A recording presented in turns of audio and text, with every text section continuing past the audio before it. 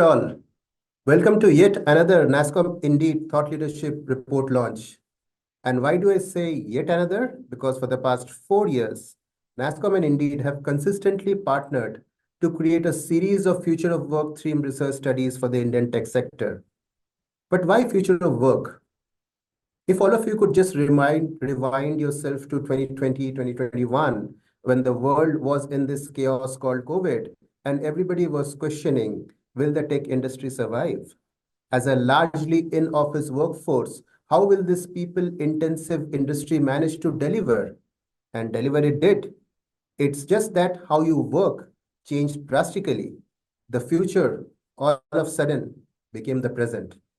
And what is the future of work? The future of work refers to the evolving landscape of employment influenced by technological advancement, changing workforce demographics, and shifts in the organization structures.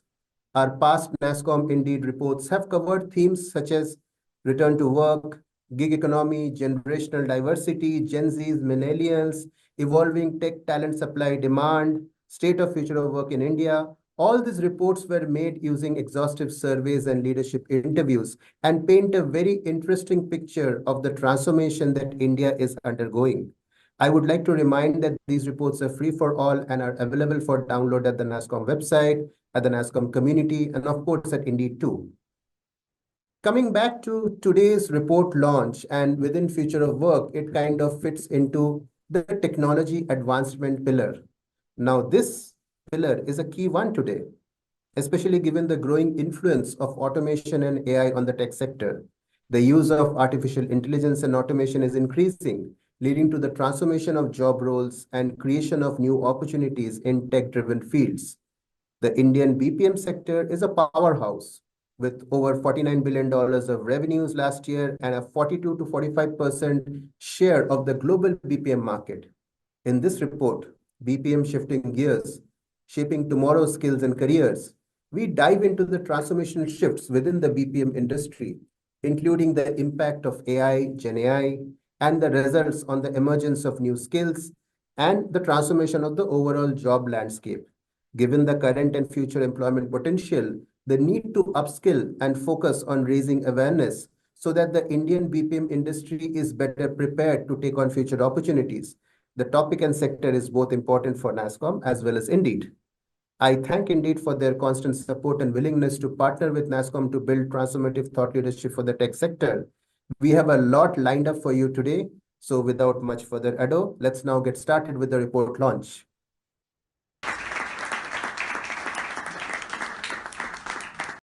Today, I'll share some of the key highlights from my report, BPM Shifting Gears, Shaping Tomorrow's Skills and Careers. The business process management industry is undergoing unprecedented evolution driven by rapid advancements in technology, shifting client expectations, and new ways in which BPM companies are engaging with their clients. As industry transitions from managing routine tasks to solving complex strategic challenges, new skills are in demand and job roles are being redefined. Let's start by looking at the growth of the BPM industry in India. Industry has grown steadily, reaching almost $49 billion in FY24. India now contributes about 42 to 45% of global BPM exports. The export market remains dominant, constituting nearly 90% of the industry's market size. And over the next 3 years, BPM organizations are expected to significantly increase their technology investments and is also anticipated to have an 8x increase in their number of organizations that will spend more than 20% of their BPM revenues on technology. The industry is evolving rapidly in key areas. BPM service providers are moving up the value chain and transitioning from handling transactional tasks to addressing complex, strategic, and high-value problems. While initially providing process management services, BPM organizations progressed to providing process optimization and are now delivering end-to-end process transformation solutions. We are also seeing a shift in pricing models towards outcome-based model, with revenue from these models expected to grow 2 to 3x in the next 3 years. BPM organizations typically adopt a hybrid commercial model, incorporating both fixed and outcome-based pricing in their customer engagements. The balance between outcome-based and fixed pricing varies depending on the specific nature of the engagement. Vertical specific BPM services are set to double in the next few years as businesses look for industry focused solutions. Few examples of micro verticals that are emerging include within BFSI, we have loan processing, fraud detection, and claims management. In healthcare, we see revenue cycle management and electronic health record. In retail, we see emergence of e-commerce optimization and customer loyalty programs. And within manufacturing, we see supply chain optimization, quality control, and product automation. Moving on, platform-based services are also gaining ground, expected to grow by 2 to 3x in the next 3 years. BPM platform tools are transforming into new age platforms and tools with AI integration, cloud-based infrastructures for automation, and real-time analytics. Technology, in particularly Gen AI, is at the forefront of this transformation, with over 60% of the BPM organizations ranking Gen AI as a top investment priority. Now, this is largely driven by organizations moving beyond automation and efficiency towards a human-machine collaboration.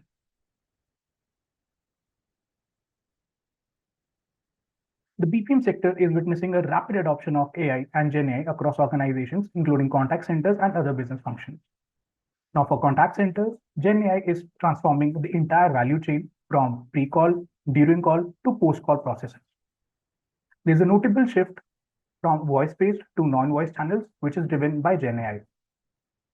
33% of global contact centers now use omni-channel routing tools, ensuring customers are quickly connected to the right agent. Early adopters of Gen AI, about 2 out of 5 contact centers, are reaping greater benefits than late adopters.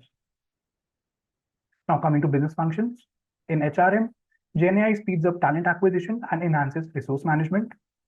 In finance and accounting, it improves accuracy and reduces processing times. Gen AI also empowers efficiency in knowledge management, automating data handling, content creation, and knowledge sharing. And in supply chain management, Gen AI enables autonomous sourcing and inventory optimization.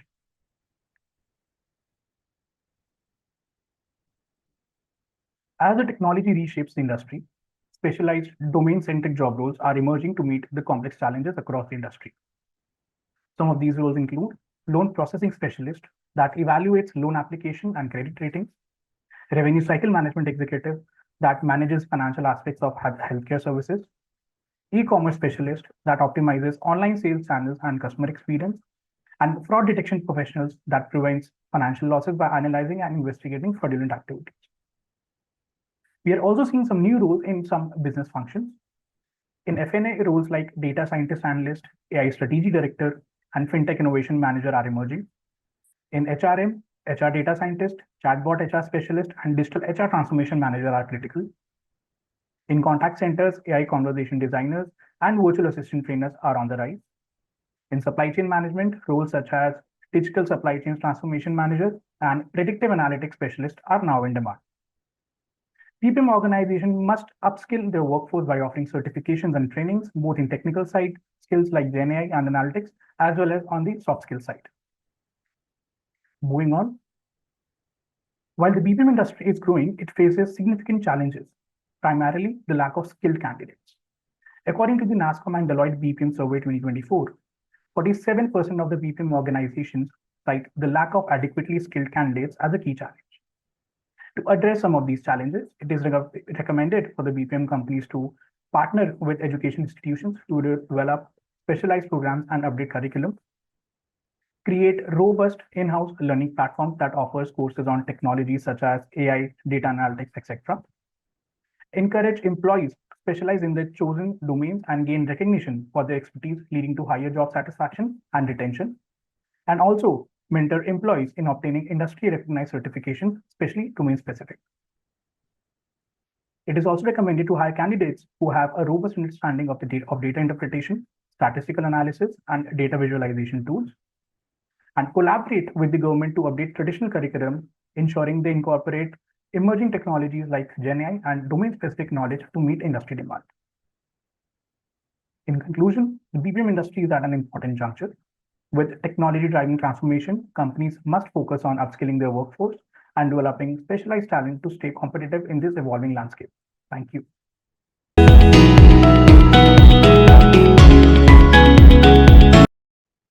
Welcome to the nasscom Insights podcast, where we today look at the whole theme of how technology is shifting gears and impacting skills and careers. Our special focus for this session today will be more around the whole business process management sector and what's happening there. My guest today is Mr. Sashi Kumar, Head of Sales at Indeed. And today we'll talk to him about how he's seeing the skills landscape changing, which are the jobs that are much in demand, and what do professionals need to focus on as they think ahead. Indeed and nasscom have a long-term partnership where we continue to focus on multiple themes around the whole future of work, including what it means for skills and careers ahead. So welcome, Sashi, and look forward to this insightful discussion. Thank you, Sangeeta. Pleasure speaking to you on this podcast around skills and what we need to do for the future. Really happy. We live in exciting times and looking forward to this conversation. Yeah, I agree. I think, and if there's one topic that has fascinated everybody, it is really at the whole focus on AI and what's changing in AI. But I'll start with really saying Indeed is such a large platform where you really see what are the in-demand jobs, what are the different skills that recruiters are looking for. Tell us a little bit about what are these hot job roles that are in demand, more specifically in India. Is there a different perspective in India than what you're seeing globally? And do you see, like, in the next 12, 18 months, does this whole landscape shift based on some global patterns that will start impacting India with a lag? Yes, so if you were to look at the kind of roles and the kind of jobs available, a lot of us keep hearing about AI and ML very actively. That's also reflected in the job scenario. We've seen the demand for artificial intelligence and machine learning engineers surge by 433% from Jan 2022 to June 2024. I think this reflects a growing reliance on artificial intelligence and machine learning technologies amongst various sectors. The second role where we see a lot of increase is around BPO executives, where we've seen a 314% increase in roles in the same time period, that is Jan 2022 to June 2024. I think this underscores the continued expansion of outsourcing and customer service industry. And these two roles, though vastly different in skill requirements, are driving significant employment growth at both ends of the skill spectrum. AI/ML engineers represent a highly specialized technical position, while BPO executives are sort of indicative of the robust demand for customer-oriented roles. Our report also highlights that 40% of the employers predict minimal growth. And this is important, Sangeeta. I think most employers are saying unless there is skilling coming into place, there'll be minimal growth between 0 and 5%. This is what 40% of our employers predicted. I think if you were to look into the future, what are the areas for growth? This includes cloud computing, sustainability, generative AI, AR, VR, which essentially make up all the sort of roles that are likely to grow in the near future. So that's very fascinating. I think especially the point that you talked about BPO growth and how customer service jobs are seeing a 300% increase, which does not come intuitively. The AI/ML part is more intuitive, and one would assume that is the reality. But I'm quite surprised with the whole BPO jobs and customer operations seeing that kind of growth. But just let's stay on the whole technology theme. You talked about cloud computing, Gen AI, IoT, AI, AR, VR, and some of these big shifts that we are witnessing every day. As you think about jobs in, say, just generative AI, are there some newer kind of job roles that you are seeing on the platform, or is it still largely software engineering jobs that have some kind of AI expertise, or is it about Python and some of these newer technologies that are seeming to be more in demand today? So I think it's been a mix, but most certainly the key trend for the year has been generative AI. And I think that's essentially what is sort of fitting into a lot of job roles across industries. We are also not just seeing expansion in large cities, but we're also seeing this go across to smaller cities, tier 2, tier 3, etc. And also, in addition to AI/ML technologies, we are seeing cloud, cybersecurity, and full stack development roles pick up in a large way across across IT hiring. So clearly, I think while there is a lot of focus on Gen AI, I think the point you're underscoring is that the demand for tech talent that is across the value chain, so especially the full stack talent or cloud architects or data engineers, I think there is equivalent demand that is applicable for many of these job roles today. Shashi, I want to shift to the whole BPM sector since our partnership or the current report that we're releasing focuses more on BPM. And I think in the AI world, and especially with the advent of Gen AI, I think the one job that everybody expects to be reshaped, maybe replaced, is the whole customer service job. And I know you talked about your data earlier, which showed a very different version. But maybe 12, 15 months from now, how are you seeing the whole job roles in the BPM sector, particularly, I think, at the more starting or the entry level? How are those getting changed? Are you seeing a different direction for what kind of skills will be needed for customer service agents also? So if you were to look at what's happening in the BPM space, there is a transition from traditional process management, which has really been the bulwark of what BPMs have delivered, to a technology-led transformation services. So really, we are going to see growth in skills, requirement in AI, data analytics, and digital tools. I think this has been increasing significantly. And when we talk to BPM industries, organizations, 40% of the BPM organizations say they're actually facing talent shortage. So clearly there is demand and there is shortage, and there is also a significant struggle with high turnover. So really we are seeing the insertion of the need for employees to be skilled in AI data sets, in the ability to sort of use and partner with technology to serve customers better.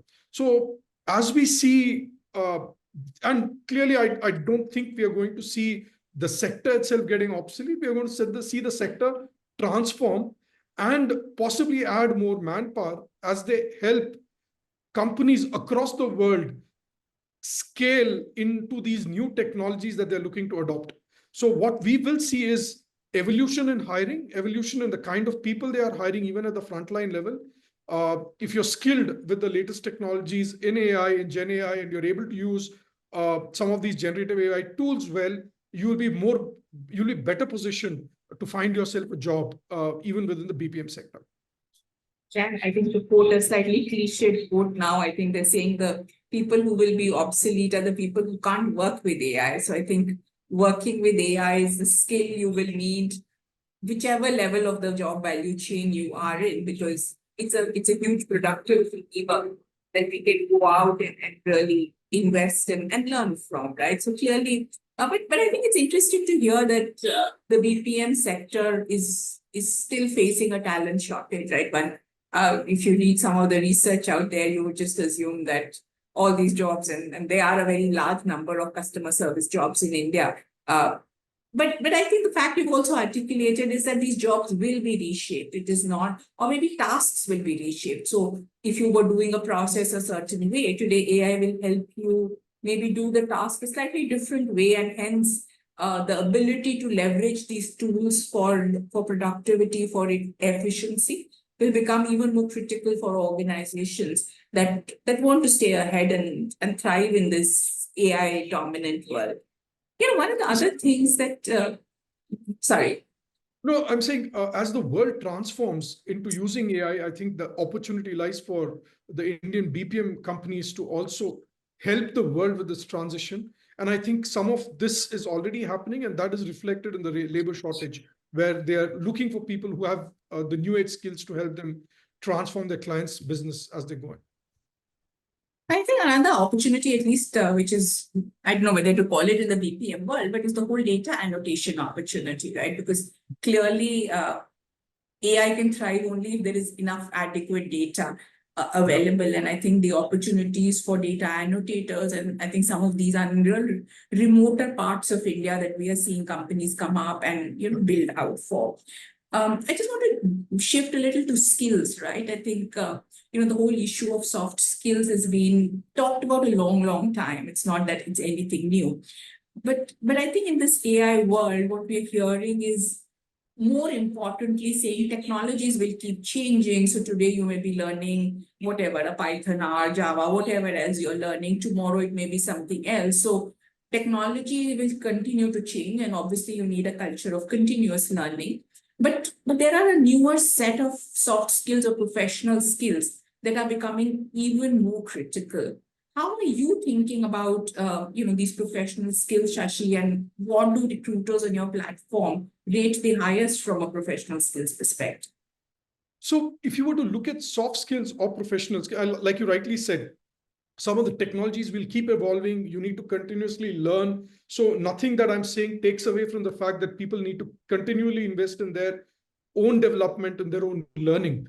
But what doesn't change is some of these professional or soft skills, right? They may evolve. You may need to become better at it, but there is say a larger degree of continuity there.